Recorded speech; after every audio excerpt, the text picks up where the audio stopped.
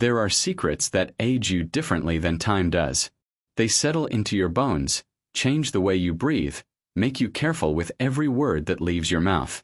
I've carried mine for 32 years now, and I'm telling it because I'm 55 years old. My hands shake more than they used to, and I've finally accepted that some truths are heavier than the silence that protects them. My name is John Mercer, and I live in a cabin 23 miles outside of Houghton, Michigan. The closest neighbor is 6 miles down a logging road that gets swallowed by snow 5 months out of the year. People ask me why I chose this isolation, and I tell them I like the quiet. That's not a lie, but it's not the whole truth either. The whole truth is that I needed to be far from people because of what came to my door on a February night in 1993. I was 23 then, fresh out of a forestry program, working as a park ranger in the Huron Mountains. The pay was terrible, but the work suited me. Long days in the woods, nights in a small cabin the Forestry Service provided, nothing but pine trees and frozen lakes for company. My father had been a ranger too, before a logging accident took him when I was 12. My mother remarried and moved to Grand Rapids, and by the time I was old enough to choose my own path, I knew I wanted what he'd had. The forest, the solitude, the honest exhaustion of physical work. That winter was brutal even by Upper Peninsula standards. Temperatures dropped to 30 below zero. The snow was so deep it came up past my windows.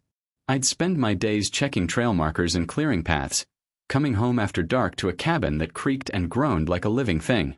I heated it with a wood stove that demanded constant feeding, and I'd fall asleep listening to wind that sounded like voices calling from somewhere far away. The knocking started on February 16th.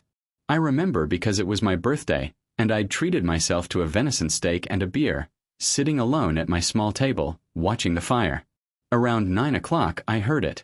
3 soft taps on my front door. Not the heavy pounding of someone seeking help, but gentle, almost hesitant. Curious. I opened the door to nothing but darkness and falling snow. The wind pushed ice crystals into my face, and I stood there in my thermal shirt, scanning the tree line with my flashlight. Nothing moved. I figured it was a branch blown against the door, or maybe the cabin settling. I went back inside, threw another log on the fire, and tried to forget about it. But the next night it happened again. Same time. 3 soft knocks. I was faster this time, yanking the door open within seconds. Again, nothing. Just the black forest and the endless snow. I stepped out onto my porch, my boots crunching through the fresh powder, and that's when I saw them. Tracks. Small prints in the snow, leading from the forest to my door and then back again. They weren't quite human, weren't quite animal. Too deliberate to be accidental. Too strange to be anything I recognized. My training told me to report it. Protocol was clear about unusual wildlife activity. But something stopped me. Maybe curiosity, maybe the isolation making me reckless. Maybe the part of me that remembered my father telling me the woods held more mysteries than any book could explain. I decided to wait.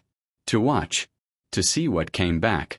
4 or 5 nights, the pattern continued. 3 knocks. Nothing visible when I opened the door. Those same impossible tracks in the snow. On the 6th night, I didn't open the door right away. Instead, I waited in the darkness of my cabin, flashlight off, watching through the small window beside the doorframe. That's when I saw it. At first, I thought it was a child. Small, hunched against the cold, approaching my door with an awkward, stumbling gait. But as it moved into the weak moonlight, I realized my mistake. The proportions were wrong. The movements were wrong. It was roughly 3 feet tall, painfully thin, with limbs that seemed too long for its body. It moved on all 4s but could clearly stand upright. And when it reached my door, it raised one elongated hand and knocked, 3 times so gently, so carefully, before sitting back on its haunches and waiting. My heart hammered so hard I could hear it over the wind. Every instinct screamed at me to stay inside, to load my rifle, to call for help. But I watched this creature, and what I saw wasn't menace. It was patience. Hope. The way it sat there, small and shivering in the brutal cold, waiting for something it couldn't name but desperately needed. I don't know what possessed me to do what I did next. Maybe it was the loneliness of that winter. Maybe it was seeing something so clearly abandoned and alone. Maybe it was just the reckless stupidity of a young man who thought he understood the world. I opened the door. The creature didn't run. It looked up at me with eyes that caught the lamplight from inside my cabin. Large, dark, and unmistakably intelligent. We stared at each other for what felt like hours but was probably only seconds. Then, moving so slowly I could barely track it, the creature extended its hand toward me. Not threatening. Reaching. The way a child reaches for a parent. That's when I knew my life had changed forever. I didn't let it inside that first night. Fear still had too strong a hold on me, and the rational part of my brain was screaming about diseases, dangers, and the impossibility of what I was seeing. But I did something I've questioned 1,000 times since. I brought out food. A piece of that venison steak I'd cooked, still warm, wrapped in a cloth. I set it on the porch, backed away, and watched from the doorway. The creature approached the food with extreme caution, sniffing the air, studying me with those two intelligent eyes. When it finally took the meat, it didn't savage it the way a starving animal would. It ate carefully, almost delicately, glancing up at me between bites as if making sure I wasn't going to take it away. When it finished, it made a sound, soft, not quite a purr but not a growl either. Something in between. Something grateful.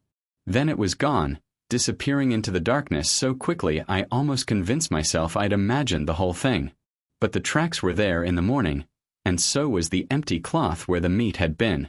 That became our ritual. Every night at 9 o'clock, 3 knocks. I'd bring food, leftovers, canned goods, anything I could spare from my limited supplies. The creature would eat on my porch while I watched from the doorway, neither of us moving closer, neither of us pulling away. This went on for 2 weeks, and slowly, almost imperceptibly, things changed. The creature started lingering after eating. It would sit on my porch, sometimes for an hour, just existing in the warmth spilling from my open door. I started talking to it. Stupid things at first. Observations about the weather, complaints about work, the kind of meaningless chatter you make when you've been alone too long. But the creature listened. It tilted its head when I spoke, made small sounds that felt like responses, and somehow, impossibly, that cabin felt less empty than it had in months. I was violating every protocol I'd ever been taught. I should have reported this. I should have called the DNR, the Forestry Service, someone with more knowledge than me. But I couldn't shake the feeling that reporting it meant condemning it. This was a baby. That much was obvious from its size and behavior. It was alone, orphaned somehow, and surviving in conditions that should have killed it. What would they do to it? Study it. Lock it away. Destroy it as a threat. By the 3rd week, I'd made my decision. I was going to protect it whatever that meant. Whatever the cost. The night I let it come inside was during a particularly vicious storm. The temperature had dropped to 40 below, and the wind was strong enough to rip shingles off my roof. When the creature knocked that night, I could see it shivering violently, its thin body no match for the cold. I opened the door wide and stepped aside. It hesitated, clearly understanding this was different, that I was offering something more than food. For a long moment we just looked at each other. Then, slowly, carefully, it crossed my threshold. It moved to the corner farthest from me, curled into a tight ball, and watched me with those luminous eyes. I went back to my chair by the fire and pretended to read, though I couldn't focus on a single word. Every few minutes, I'd glance over and find it still watching me, still assessing whether this was safe. Around midnight, I stood to add wood to the fire. The creature tensed, ready to bolt. But I moved slowly, deliberately, talking in that same low voice I'd been using for weeks. I added the logs, poked at the embers, and returned to my chair. Gradually, I could see the creature relaxing, drawn by the warmth, no longer shaking from the cold. I woke up hours later, the fire burned down to coals, my neck stiff from falling asleep in the chair. The creature was still there, closer now, maybe 10 feet away instead of 20, sleeping in a patch of moonlight from the window. In sleep, it looked even younger, even more vulnerable. Whatever this thing was, whatever impossible category of nature or nightmare it belonged to, in that moment it was just a baby who'd finally found somewhere warm. That's when I started thinking of it as him. Not it. Him. And that's when I realized I wasn't just protecting a creature anymore. I was becoming responsible for another life. The next morning, I expected him to leave with the dawn. But when I woke, he was sitting by the door, waiting patiently. I opened it, and he stepped out onto the porch, looked back at me once, then disappeared into the forest. But he was back that night, and the night after, and soon it wasn't about food anymore. It was about belonging somewhere. I started researching carefully, quietly. I drove to the library in Houghton on my days off, searching through folklore, indigenous history, cryptozoology texts. The word Wendigo appeared again and again, a creature from Algonquian legend, associated with winter, hunger, and the forest. But the descriptions varied wildly. Some called it a demon of cannibalism and greed. Others described it as a spirit of the woods, misunderstood and feared. None of them matched what I saw every night on my porch. What I had wasn't a monster. It was a child, orphaned and alone, trying to survive in a world that had no place for him. And I decided, with the kind of certainty that only comes once or twice in a lifetime, that I would give him that place.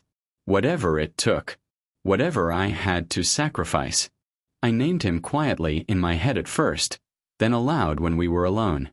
I called him Ash after the ash trees that surrounded my cabin, and because he'd emerged from the ashes of my solitary life and given it unexpected purpose.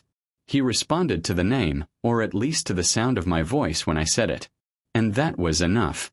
The first spring came like a slow exhale, the snow melting to reveal the forest underneath. Mud and last year's leaves, the sharp green of new growth pushing through dead wood. Ash had spent the entire winter with me, our routine now familiar and unquestioned. He'd arrive at 9, I'd let him in, he'd curl up by the fire while I worked on reports or read or repaired gear. Sometimes I'd talk to him about my day, about the hikers I'd encountered or the wildlife I'd tracked. He'd listen with that intense focus of his, making small sounds that I'd learned to interpret as curiosity or agreement or sometimes what felt like concern. He was growing. Not fast, but noticeably. By April, he'd gained maybe 6 inches in height and his movements were more coordinated, less awkward. His features were becoming more defined too, though I still couldn't quite categorize them. Humanoid but not human. Elongated limbs. A face that was almost lupine but with those profoundly intelligent eyes that seemed to understand far more than they should. His fur, if you could call it that, was sparse and gray, offering little protection from the elements. That's why he needed me, I reasoned. That's why he kept coming back. But spring brought new dangers. With the snow melted, hiking season began. More people in the forest meant more risk of discovery. I started varying my routines, taking longer patrol routes to ensure no one wandered too close to my cabin. I installed better curtains, kept my door locked during the day, and made sure Ash understood he needed to stay hidden in the forest when the sun was up. He seemed to understand danger instinctively. The first time I heard voices approaching my cabin while he was inside, Ash was out the back window before I could even motion to him. He melted into the woods like he'd never existed, and I greeted a group of lost hikers with directions back to the main trail, my heart hammering the entire time. After they left, I found him waiting in the tree line, watching the cabin until he was sure it was safe. That's when I realized he wasn't just dependent on me, I was dependent on him too. His presence had given my isolation purpose. I wasn't just a ranger living alone anymore. I was a guardian of something rare and impossible. Every day had weight now. Every decision mattered. My supervisor started commenting on my preference for remote assignments. I'd been turning down opportunities for advancement, avoiding transfers to more populated areas. "You're wasting your potential out here, Mercer," he'd say. "You could be running programs, training recruits." But I just shrugged and told him I preferred field work. The truth, that I was chained to this specific patch of forest by a secret that would destroy me if revealed, stayed locked behind my teeth. By summer, Ash was coming earlier in the evenings and staying later into the mornings. I started teaching him things, though I'm not sure teaching is the right word. It was more like we were learning to communicate. I'd show him how tools worked, a knife, a hammer, a can opener. He'd watch with rapt attention, then sometimes mimic the movements with his own 2 long fingers. He was remarkably intelligent, picking up patterns quickly, remembering demonstrations from weeks before. I built him a shelter in the woods about a quarter-mile from my cabin, a simple lean-to, hidden behind dense undergrowth and carefully camouflaged. I showed him how to get there if danger ever came to my door, how to stay hidden, how to wait for my signal that it was safe. I stocked it with blankets, water, dried food. I was planning for disasters I couldn't even name, driven by a growing dread that this couldn't last forever. One night in July, I heard vehicles coming up my access road, an unusual event. I rushed Ash out the back and watched from my window as 2 Forestry Service trucks pulled up. My supervisor and another ranger I didn't know well got out, flashlights in hand. My blood turned to ice.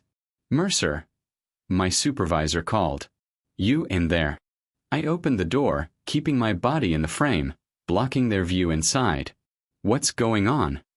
"We've had reports," he said, his face grim in the flashlight beam. Campers about 3 miles north saw something unusual in the woods. Large, moving on 4 legs but sometimes upright. One of them got a photo, but it's too blurry to identify. Could be a bear, could be something else. "You seen anything?" I shook my head, keeping my voice steady. "Just the usual. Deer, coyotes, a black bear last week, but she moved on. Nothing unusual." He studied me for a long moment, and I felt certain he could see right through me. But then he nodded. "All right. Keep your eyes open. If you see anything odd, you report it immediately. We're going to do a sweep of the area tomorrow." They left, and I stood in my doorway until their taillights disappeared. Then I went to find Ash, who was huddled in his shelter, sensing danger with that animal intuition of his. I sat with him that night, not speaking, just present. I realized we'd crossed a line. This wasn't just about feeding a strange creature anymore. This was about choosing him over everything I'd built, everything I was supposed to be. The sweep happened the next day. I joined it, playing my part, leading search teams away from areas where Ash might be. They found nothing, and after 2 days the investigation was scaled back. The campers moved on, their blurry photo dismissed as a bear sighting. But I knew this was just the first scare. There would be more. And eventually, maybe our luck would run out. That fall, I made a decision that would define the next 3 decades of my life. I applied for a transfer to the most remote station available, a cabin even more isolated than my current one, in a section of forest that saw maybe a dozen visitors a year. When I got it, I told my supervisor it was because I wanted the solitude. He looked at me like I was crazy, but he approved it. I moved to that new cabin in October, bringing only what I could carry. Ash followed through the forest, staying parallel to my truck, visible only when I glanced into the trees. When I arrived at my new home, even smaller, even more isolated, even further from the rest of the world, he was there waiting. And I knew, standing on that porch looking out at the endless forest, that this was it. This was my life now. Not just surviving alongside this impossible creature, but truly living for him, with him, bound to him by choices I could never undo. Years passed in that new cabin, and they blurred together in the way time does when life finds a rhythm. Ash grew from that small, desperate creature into something that defied easy description. By his 3rd year with me, he stood nearly 6 feet tall, his limbs long and powerful, his movements graceful in a way that belonged more to predators than humans. His face had elongated, his features becoming more pronounced, more angular. Yet his eyes remained the same, dark, intelligent, and when they looked at me, I saw recognition, connection, trust. He was nocturnal by nature, disappearing into the forest before dawn and returning as the sun set. I never followed him during those daylight hours, understanding that he needed his own space, his own time in the wild. But the nights were ours. He'd enter through the back door I always left unlocked, moving through my small cabin with the confidence of someone who belonged there. Sometimes he'd sit by the fire while I cooked dinner, watching me work. Other times he'd examine my books, running his fingers over the spines, as if the very texture of knowledge interested him. I started reading aloud to him. It began accidentally. I was reading a field guide on Michigan flora, and I noticed he'd moved closer, listening intently.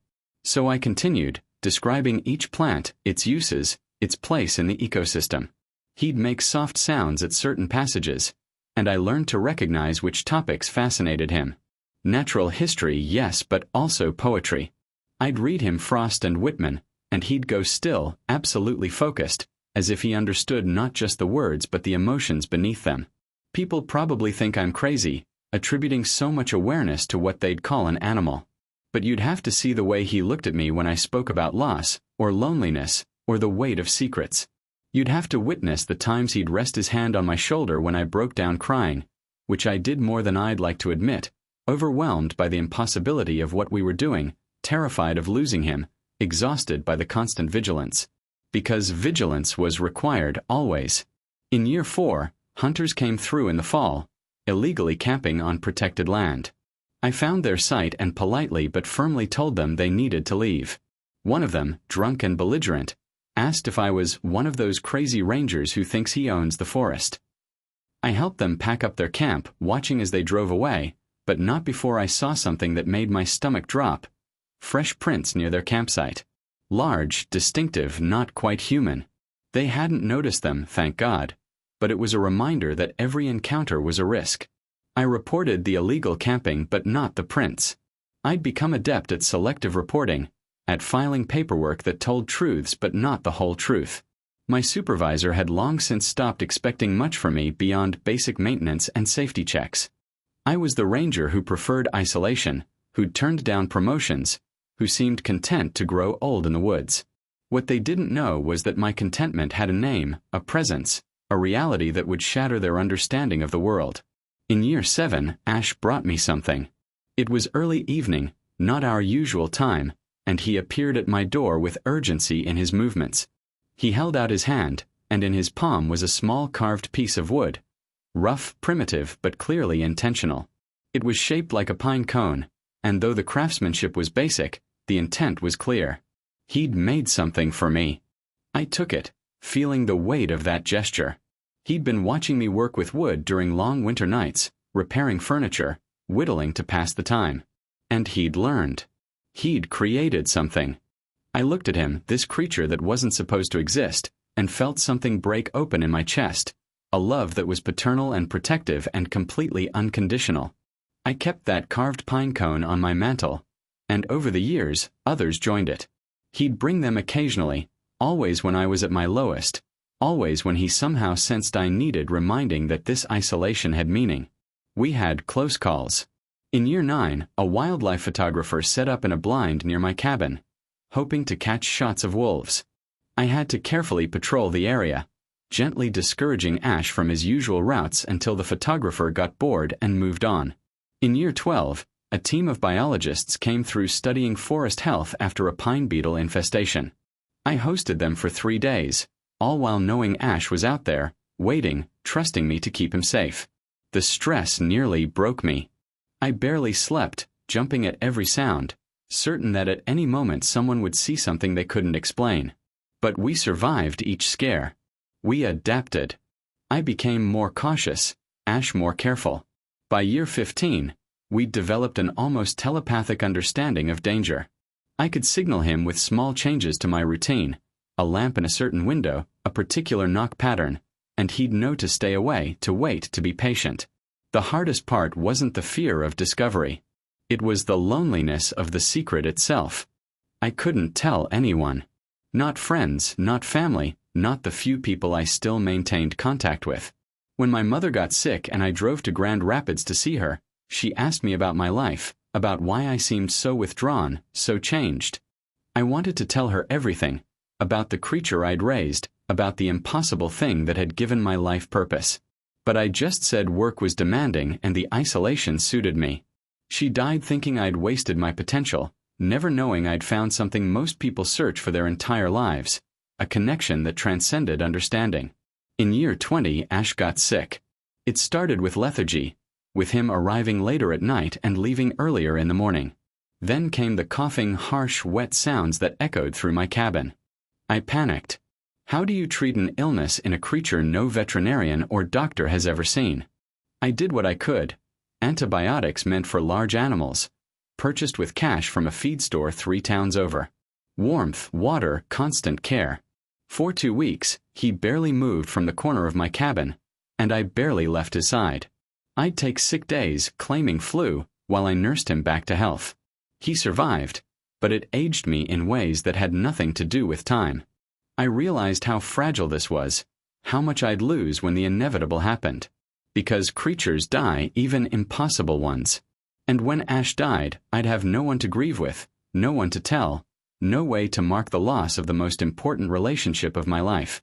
That reality settled into my bones during those 2 weeks, and it's never left. But he recovered, and we kept going. Year 21, 22, 23. My hair grayed. My hands developed arthritis. I took a partial retirement, doing only basic monitoring work, enough to keep the cabin.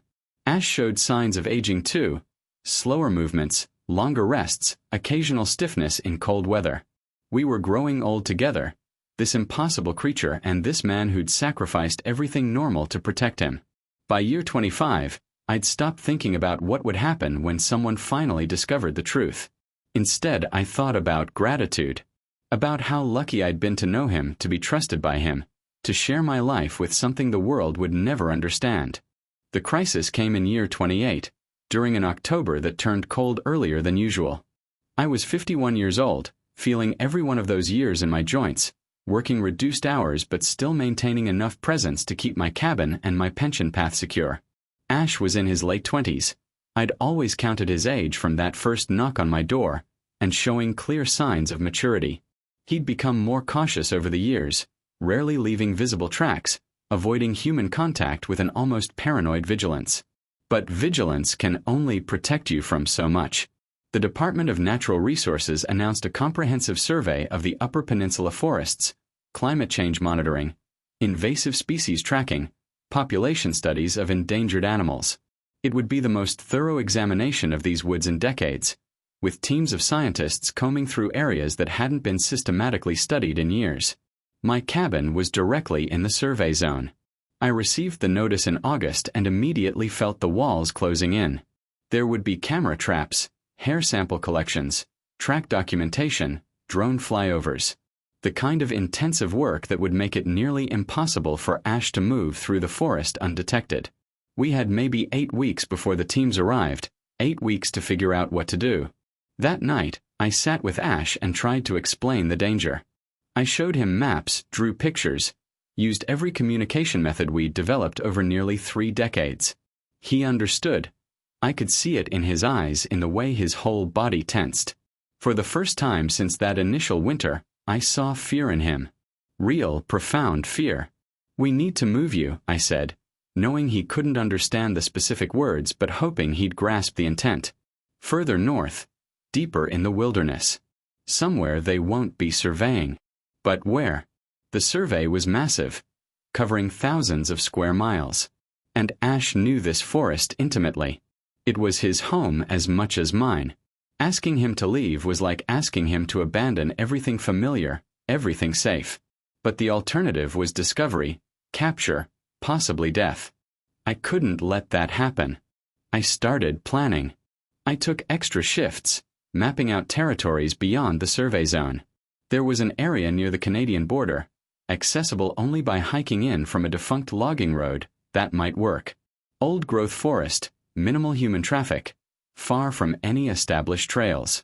I could visit him there, bring supplies, maintain our connection. It wasn't perfect, but it might be enough. I presented this plan to Ash over several nights, using a mix of maps, gestures, and the intuitive communication we developed. He listened, then did something that broke my heart. He brought me one of his carvings, an old one from years earlier, and placed it in my hand. Then he touched his chest and touched mine. He was telling me he understood. He was telling me goodbye. The night before I planned to lead him north, we had our last evening in the cabin. I cooked a proper meal: venison, potatoes, vegetables from the small garden I'd maintained. We ate in comfortable silence, the fire crackling, the October wind testing the windows. I found myself memorizing everything. The way he moved, the sounds he made, the exact shade of his eyes in firelight. "I'm sorry," I said, my voice cracking. "I'm sorry I can't protect you better. I'm sorry the world isn't ready for you." He looked at me with those ancient eyes, and then he did something he'd never done before. He vocalized. Not the soft sounds I was used to, but something more complex, almost melodic. It wasn't language as I understood it, but it carried meaning. It felt like forgiveness, like gratitude, like goodbye. We left at dawn, moving through the forest in that familiar parallel pattern. Me on logging roads, him in the trees. It took 2 days to reach the remote area I'd chosen. I helped him establish a basic shelter, showed him where I'd hidden supplies, explained as best I could that I'd return in 2 weeks to check on him. When it was time to leave, I couldn't move. This creature had been the center of my life for 28 years. He'd given me purpose when I had none, companionship when I was alone, a reason to wake up every morning. And now I was leaving him in a strange forest, hoping it was enough, knowing it probably wasn't. He touched my shoulder one last time, then turned and disappeared into the undergrowth. I stood there until I couldn't hear him anymore, then started the long walk back to my truck. I'd never felt more alone. The survey began 3 weeks later. Scientists set up base camps, deployed equipment, started their systematic examination of the forest. I assisted where I was required to, all while making the 8-hour drive north every 2 weeks to check on Ash. He was surviving but not thriving. I could see it in his movements, in his demeanor. He was depressed, disoriented, grieving the loss of his home. The survey took 6 months. 6 months of living in fear, of driving through bad weather to remote locations, of watching Ash slowly deteriorate. He'd never been around his own kind, had never learned how to truly live wild. I'd raised him to be dependent on me, on human shelter and food and routine. And now I'd abandoned him to isolation that was far more profound than anything I'd experienced. In April, the survey concluded. The scientists packed up their equipment, filed their reports, and left. There were no discoveries of impossible creatures, no evidence of cryptids, nothing that threatened our secret. The danger had passed. I drove north to bring Ash home, my heart lighter than it had been in months. But when I reached his shelter, he wasn't there. I searched for 2 days, following faint tracks, calling out to empty forest. On the 3rd day, I found him miles from where I'd left him, heading south, heading home on his own. We returned to the cabin together, and I swore I'd never let anything separate us again. Whatever happened, we'd face it together. The survey had shown me something crucial. I wasn't willing to live without him, even if protecting him meant risking everything. But the truth, the one I was starting to confront, was that I couldn't protect him forever. Time was moving forward. I was aging. He was aging. And eventually something would give. The years after the survey were different. Quieter but heavier with knowledge. I'd seen what desperation looked like in Ash's eyes during our separation, and it mirrored my own. We'd become more than guardian and protected, more than man and creature. We were family in the deepest sense. Chosen, tested, unbreakable. I retired officially at 53, citing health reasons that weren't entirely false. The arthritis in my hands had progressed, making technical work difficult. But the real reason was simpler. I wanted whatever time remained to be spent fully present. No more split attention, no more pretending to care about bureaucratic reports when my real life was happening in the hours between sunset and dawn. My pension was small but sufficient for my needs. Propane for heat, basic supplies, the occasional medical expense. I'd always lived simply, and isolation had become not just comfortable but necessary. The outside world felt increasingly alien to me. On my rare trips to Houghton for supplies, I'd see people absorbed in smartphones, talking about politics and entertainment and concerns that felt meaningless compared to the weight of the secret I carried. Ash was in his early 30s now, fully mature, his movements economical and precise. He'd stopped growing years ago, standing just over 6 feet tall, his frame lean but powerful. His face had settled into features that were distinctive in their otherness. Prominent cheekbones, a strong jaw, eyes that seemed to reflect light like an animal's but held depths of awareness that were unmistakably conscious. We'd developed what I can only describe as a language. Not words, exactly, but a complex system of gestures, sounds, and context that allowed us to communicate with surprising specificity. He could tell me when he was hungry, when he'd seen something unusual in the forest, when he was worried or content or curious. And I could warn him about dangers, explain changes to our routine, share my thoughts in ways that transcended vocabulary. During those quiet years, I started writing. Not for publication, who would believe it? But for myself, for some theoretical future where maybe the world would be ready to know. I documented everything. That first knock on my door, the development of our relationship, the close calls and quiet moments. I wrote about what it meant to love something the world feared, to choose isolation over belonging, to measure success not by achievement but by survival. Ash would watch me write, sometimes for hours, with that intense focus of his. I wondered what he understood of what I was doing, whether he grasped that I was preserving our story, giving it permanence beyond our finite lives. We had routines now that felt almost domestic. Evenings we'd spend by the fire, me reading or writing, him sometimes examining objects I'd leave out for his curiosity. A compass, a harmonica, a field guide with detailed illustrations. He'd study them with what I can only call scientific interest, testing their functions, trying to understand their purposes. When I'd play simple tunes on the harmonica, he'd make sounds that seemed like attempts to harmonize, creating an eerie, beautiful music that belonged to no human tradition. In spring, we'd walk the forest together during the deep twilight hours when visibility was low but not absent. He'd show me things I'd never noticed, the way certain trees marked territorial boundaries for bears, the hidden paths deer used to avoid predators, the subtle signs of changing seasons that appeared weeks before human calendars acknowledged them. He understood this forest with an intimacy I could never match, even after 30 years of living in it. But there were hard times too. His health worried me. He'd developed a persistent cough that came and went with the seasons, and sometimes I'd notice him favoring one leg, as if old injuries were making themselves known.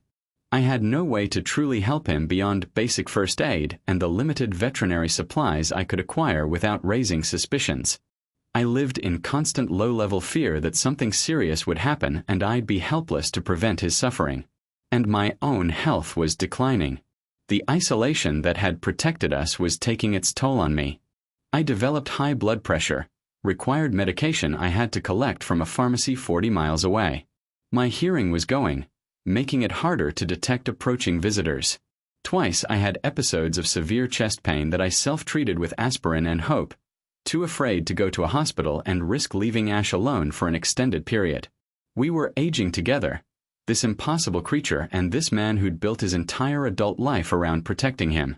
Sometimes I'd look at him and feel overwhelming grief for all the normal things he'd never experienced. Others of his kind, a mate, offspring, a life lived in the open rather than in hiding. Had I saved him or condemned him? Had my protection been an act of compassion or selfishness? He seemed content most days. But I wondered if he ever felt the weight of his singularity, if he understood he was alone in a way that went beyond simple isolation. He was the only one of his kind that I'd ever seen, the only one who'd survived whatever event had left him orphaned 30 years ago. Was he the last? Had there been others? Would there be any after him? These questions haunted me during sleepless nights, listening to his breathing from the corner where he rested, feeling the years accumulating like snow, beautiful at first, then overwhelming, then threatening to bury us both. In my 55th year, I started having conversations with him that were more honest than any I'd had before. I'd tell him about my fears, about what would happen when I eventually died, about my terror that he'd be truly alone then, with no one to protect him, no one who even knew he existed. He'd listen to these confessions with that profound attention of his, and sometimes he'd rest his hand on my arm, a gesture of comfort, of acknowledgement, of shared understanding that we were both trapped in a situation with no good solutions. We'd chosen each other, and that choice had given us 3 decades of connection. But it had also sentenced us both to a loneliness that would outlive us, a story that would never be told, a love that the world would never understand. Yet even knowing all of this, even seeing where this path inevitably led, I wouldn't have changed a single decision. Every sacrifice had been worth it. Every risk justified.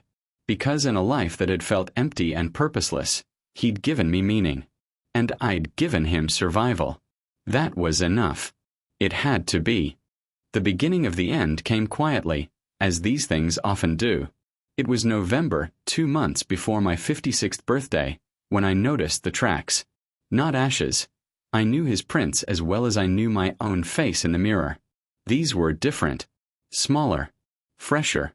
Following a path parallel to the one Ash used when approaching my cabin. At first, I thought I was imagining it.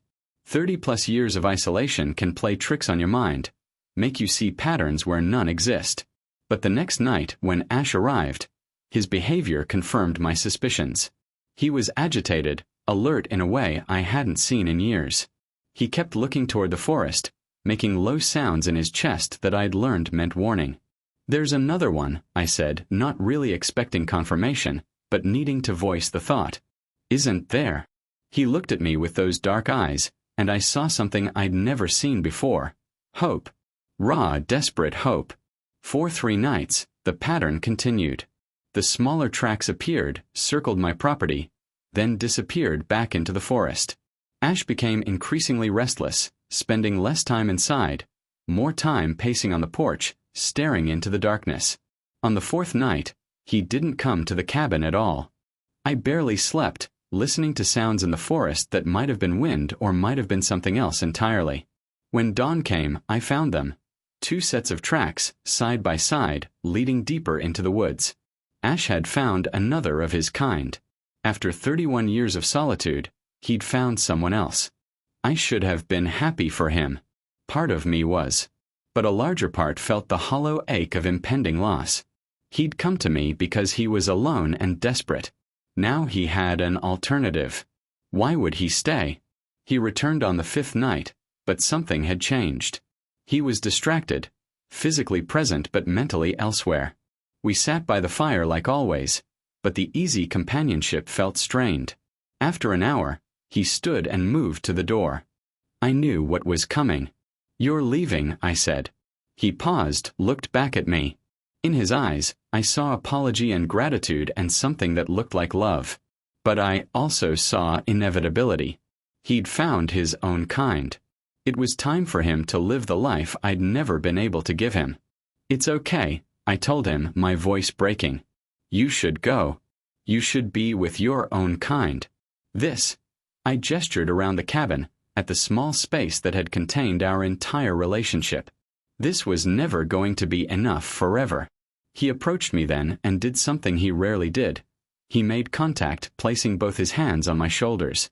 He looked at me for a long moment, and I memorized every detail of his face, knowing I might never see it again. Then he made that complex vocalization, the melodic sound that I'd come to understand as goodbye. And then he was gone. I didn't sleep that night. I sat in my chair, staring at the empty corner where he'd spent thousands of hours, at the mantel with his carvings, at the door he'd knocked on that first winter night 3 decades ago. The cabin felt emptier than it ever had, even before he'd come into my life. Days passed. I went through my routines mechanically, maintaining the property, checking equipment, preparing meals I barely ate. I told myself this was the right outcome, that he deserved more than I could offer, that his happiness mattered more than my loneliness. But the silence was devastating. I'd gotten so used to his presence that his absence felt like a physical wound. 2 weeks after he left, I heard the knock. 3 soft taps, exactly like that first night. My heart seized. I opened the door to find him standing there, and behind him, barely visible in the darkness, another figure. Smaller, more delicate in build, with the same elongated features, the same luminous eyes. "You came back," I whispered. Ash made a sound, not quite a question but close enough. He was asking permission. Permission to bring someone else into our secret, to expand the circle, to share what we'd built. I stepped aside, and they both entered. The other one, female, I was fairly certain, moved with extreme caution, studying everything with quick, darting glances. She settled in the corner farthest from me, watchful and tense. Ash positioned himself between us, protective of her but also, I realized, protective of me. He was trying to bridge 2 worlds he cared about. Over the following weeks, we found a new equilibrium. She wouldn't let me as close as Ash did, and I respected that boundary. But gradually, she relaxed in the cabin's warmth, began eating food I left out, started responding to the sound of my voice. I named her Echo because she seemed to mirror Ash's behaviors, learning from him how to trust, how to navigate this strange space where human and other coexisted. They would come together most nights, though sometimes one or both would stay away. I understood they were building their own life, separate from me, and I tried not to feel hurt by this growing independence. This was healthy. This was right. I'd raised Ash to survive, and now he was teaching another how to do the same. But I was also acutely aware of time passing. I was 55, dealing with health issues I couldn't ignore forever. Ash and Echo were building something that would outlast me. Eventually, probably soon, I wouldn't be here to protect them, to keep their secret, to stand between them and a world that would never understand. I started making preparations.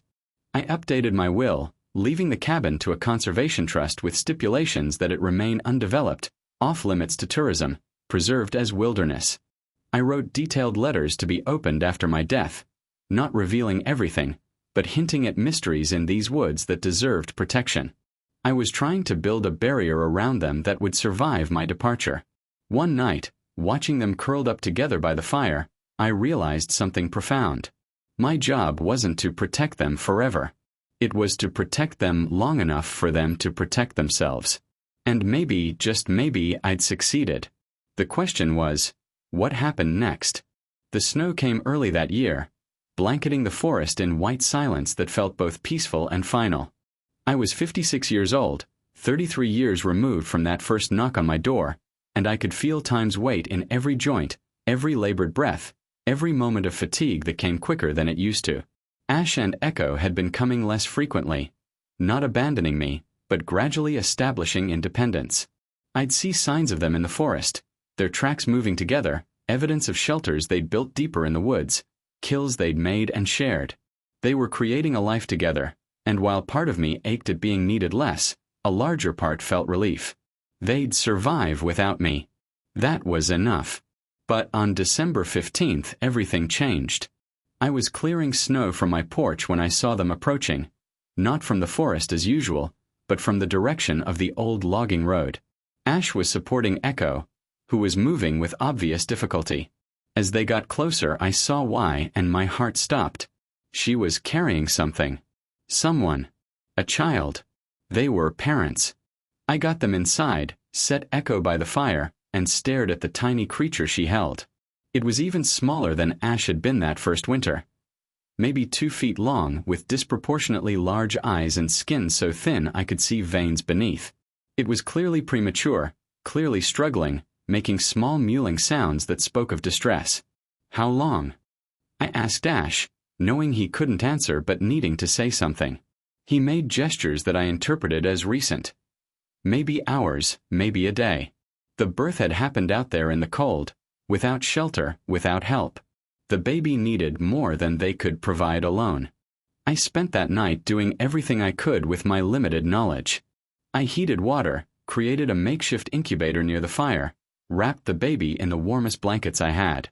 Echo watched me with desperate eyes, and Ash paced constantly, radiating anxiety. We were all out of our depth, 3 beings from different worlds united by the fragile life struggling between us.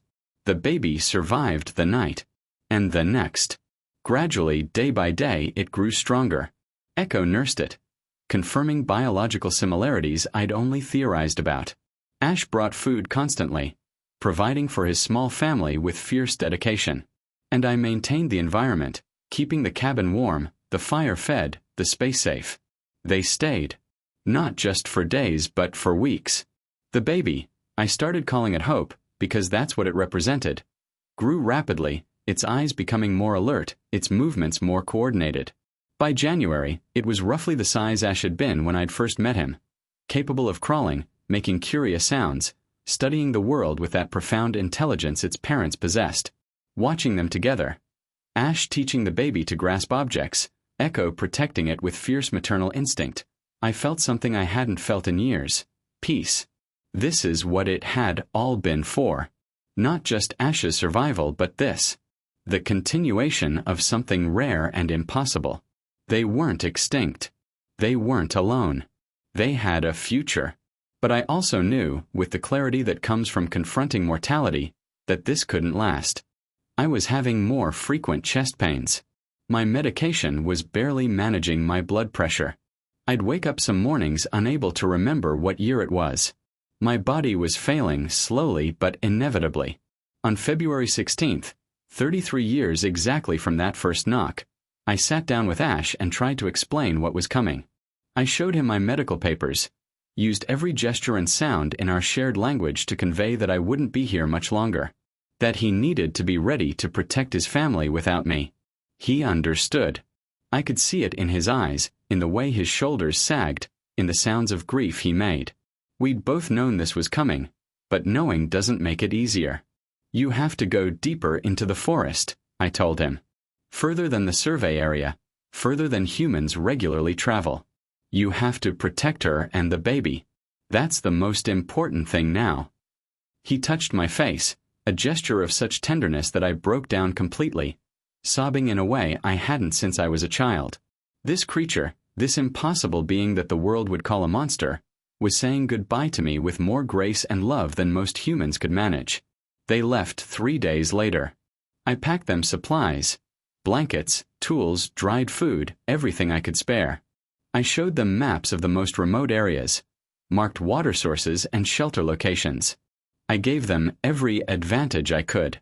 Then I stood on my porch and watched them disappear into the forest. Ash, Echo, and Hope, a family moving toward a future I'd helped make possible. I knew I'd never see them again.